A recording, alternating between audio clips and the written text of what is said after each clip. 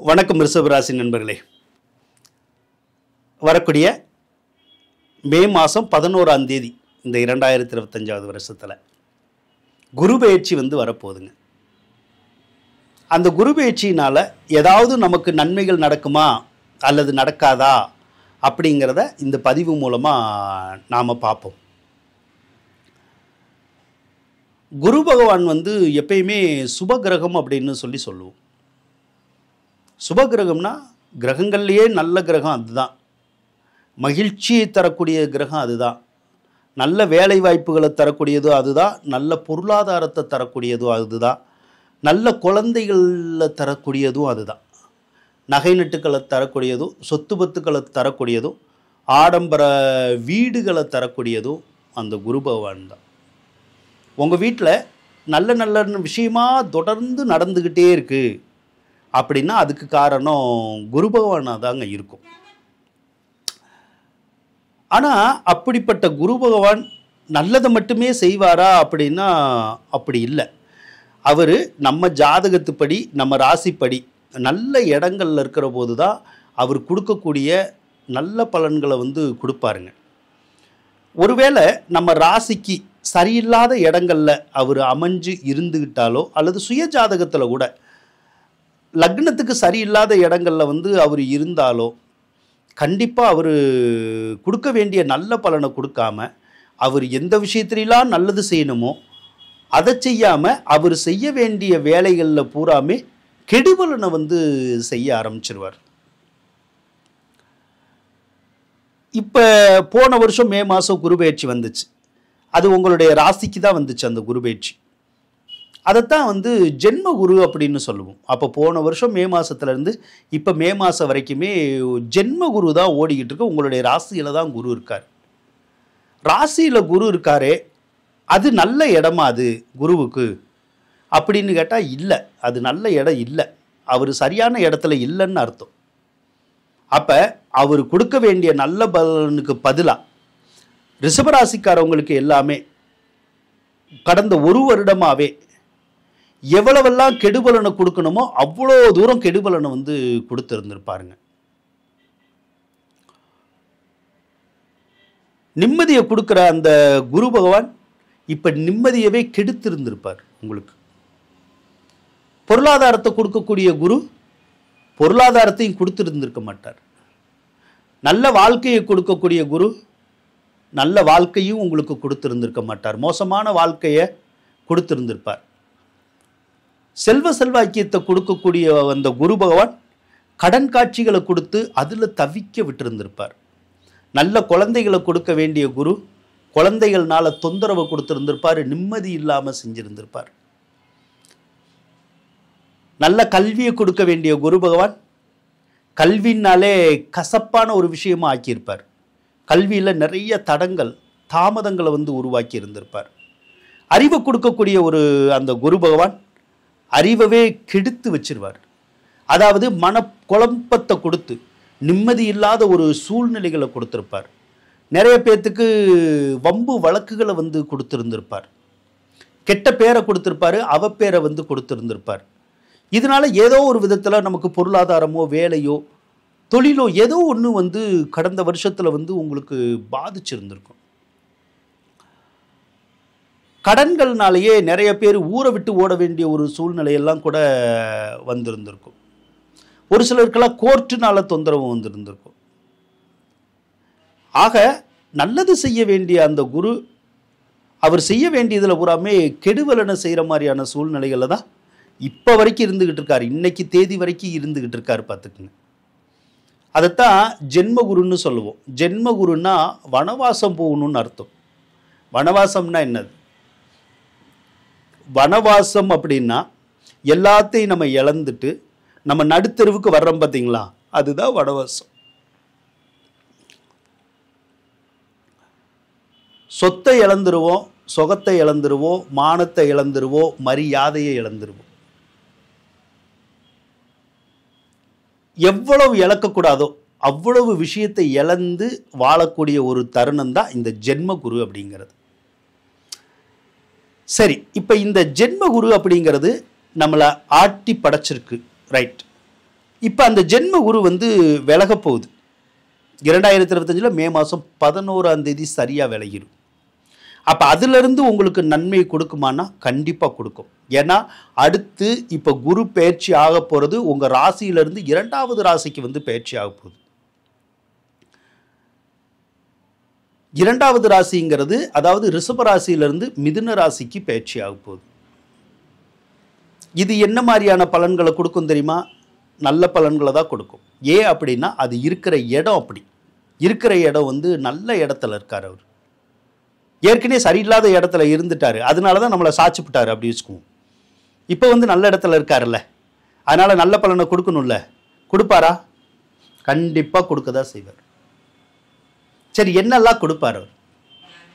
அவருடைய வேலையே பொருளாதாரத்தை உயர்த்துறது தான், காசை கொடுக்கறது தான் அவருடைய வேலையவே. அப்போ காசை கொடுப்பாருன்னா கொடுப்பார். எப்படி கொடுப்பாரு? வேலை இல்லாதவங்களுக்கு வேலை கிடைக்கும், வேலையில் இருக்கவங்களுக்கு பதவி உயர்வு சம்பள உயர்வு எல்லாம் கிடைக்கும், அதன் மூலமாக பணம் வரும். தொழில் சரியாக நடக்கலைன்னா தொழில் சரியாக நடக்கும், அதன் மூலமாக பணம் வரும். யாரோ ஒருத்தர் எப்போயோ தர வேண்டிய பணம் இவ்வளோ நாள் கொடுக்க மாட்டாங்க, ஆனால் குருபெயர்ச்சிக்கு அப்புறம் கொடுப்பாங்க. நமக்கு வர வேண்டிய பணம் கூட இவ்வளோ நாள் வரலைன்னா குருபெயர்ச்சிக்கு அப்புறம் வரும். ஏதோ ஒரு பணம் நம்ம ரொம்ப நாள் எதிர்பார்த்துக்கிட்டு இருக்கோம், அரசாங்கத்துக்கிட்டே வேறு எதுலேயோ கிடைக்கல இவ்வளோ நாள், அப்போ குருபெயர்ச்சிக்கு அப்புறம் கிடைக்கும். இப்படி ஏதோ ஒரு வகையில் பொருளாதாரத்தை கொடுக்கும். ஒரு சிலரெல்லாம் சொத்து பத்துக்கள் வச்சுருந்துருப்பாங்க, சொத்து பத்துக்களை விற்று கூட காசு பண்ணணும் அப்படின்னு நினச்சிருந்துருப்பாங்க. ஆனால் இது வரைக்கும் முடியாமல் போயிருந்திருக்கும். ஆனால் குருபெயர்ச்சிக்கு அப்புறம் உங்களுக்கு முடியும். குருபெயர்ச்சிக்கு அப்புறம் அந்த காசு பணம் எல்லாத்தையும் கொடுக்கணுங்கிறனால விற்காத சொத்து கூட விற்கும். அப்போ காசு வருமா? வரும்.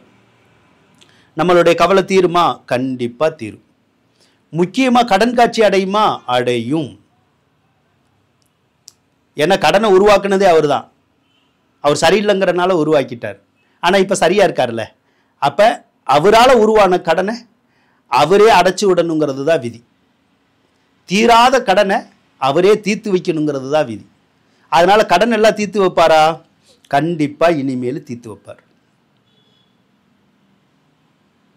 செல்வ செல்வாக்கியம் கூடுமா? கண்டிப்பாக செல்வ செல்வாக்கியம் கூடும். சந்தோஷம் பிறக்குமா? கண்டிப்பாக சந்தோஷம் பிறக்கும். கவலைகள் எல்லாமே எங்கே போகுதுன்னே தெரியாது, எப்படி போகுதுன்னே தெரியாது. வந்த கவலை வழி தெரியாமல் போகும் அப்படின்னா இந்த காலத்தில் தான் போகும். அப்படி அப்போ பலவித யோகங்களை வந்து கொடுக்கக்கூடிய ஒரு அமைப்பில் தான் அந்த குரு இருக்கார். அதே மாதிரி உங்கள் வீட்டில் விசேஷமே இது வரைக்கும் நடக்கலைன்னா இனிமேல் விசேஷம் நடக்கும். என்ன விசேஷம் நடக்கும்? வீட்டில் யாருக்காவது திருமணம் நடக்கலைன்னா நடக்கும், குழந்தை பிறக்கலைன்னா குழந்தை பிறக்கும். அதே போல் காது குத்து வைக்கணும், அல்லது வீடு சம்மந்தப்பட்ட ஏதாவது ஒரு விசேஷம் வைக்கணும், பால் காய்ச்சி வைக்கணும், அல்லது இந்த மாதிரி ஏதாவது ஒரு சுப நிகழ்ச்சிகள் நடத்தணும்னா கண்டிப்பாக நடத்துவீங்க. நீங்கள் இப்போ இருந்து ஒரு வருட காலத்துக்குள்ளே நடத்த வேண்டிய சூழ்நிலை உங்களுக்கு வரும். அதன் மூலமாக ரொம்ப மகிழ்ச்சி கண்டிப்பாக கிடைக்கும். இது வரைக்கும் இருந்த அந்த துக்கம் அப்படின்னு சொல்கிறோம்ல, அதெல்லாம் காணாமல் போயிருங்க. அதெல்லாம் எங்கே போகுதுன்னே தெரியாது. அதனால் இனிமேல் சந்தோஷங்கிறது வந்து எப்பயுமே நம்மக்கிட்ட இருந்துக்கிட்டே இருக்கும். நகை நட்டுகளெல்லாம் போச்சில்ல, அந்த நகை நட்டுகளெல்லாம் மறுபடியும் வந்து உங்கள் கைக்கு சேரும். அது நீங்கள் அடமானம் வச்சுருந்தாலும் சரி, அல்லது விற்று காலி பண்ணியிருந்தாலும் சரி, ஏதோ ஒரு விதத்தில் மறுபடியும் நகை நட்டுகளை கொடுக்கும், சொத்து சுகத்தை கொடுக்கும். அதே மாதிரி நல்ல கல்வியை கொடுக்கும். ஒழுங்காக ஸ்கூலுக்கு போகலாம், ஸ்கூலில் பிரச்சனை வராது, காலேஜில் பிரச்சனை வராது, மார்க் எடுக்கிறதுல பிரச்சனை வராது, நினச்ச கோர்ஸ் எடுத்து படிக்கிறதுல பிரச்சனை வராது. அந்த விஷயத்தெல்லாம் குரு பகவான் வந்து சரி செஞ்சிருவார். அதே மாதிரி கோர்ட்டு கேஸு ஏதாவது வம்பு வழக்கு ஏற்கனவே வந்துருந்துச்சுன்னு வச்சுக்கோ, அதெல்லாம் இனிமேல் சரியாயிடும். அந்த கோர்ட்டு கேஸு வம்பு வழக்கு எல்லாமே. வணக்கம் நண்பர்களே. 2019 வருடத்திலிருந்து அஸ்ட்ரோவேல்ட் அப்படிங்கிற யூடியூப் சேனல் வந்து தொடங்கி ஜோதிடத்துக்கான அந்த வீடியோ பதிவுகள் எல்லாமே இது வரைக்கும் போட்டுக்கிட்டே தான் இருக்கேன். ஆனால் ஒரு சில காரணங்களால் அந்த அஸ்ட்ரோவேல்ட் அப்படிங்கிற சேனலில் இனிமேல் வந்து பதிவுகள் போடுறது வந்து கொஞ்சம் குறையும்.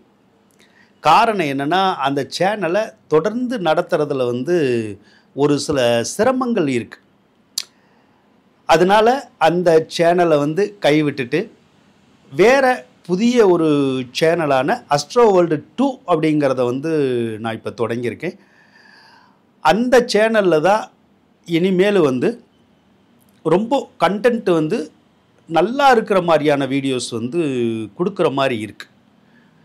இப்போயே நிறைய வேலையை விட்டுட்டு தான் நிறைய எஃபோர்ட்ஸ் போட்டு நான் வீடியோ பதிவுகள் வந்து போட்டுக்கிட்டு இருக்கேன் ஜோதிட சம்மந்தமாக. இதை அந்த அஸ்ட்ரோ வேர்ல்டு சேனலில் இன்னும் நல்லா பண்ணணும் அப்படிங்கிற ஒரு எண்ணத்தோடு அந்த சேனலை தொடங்கியிருக்கேன். அதனால் இனிமேல் பதிவுகள் அனைத்துமே அந்த சேனலில் தான் அதிகமாக வரும்.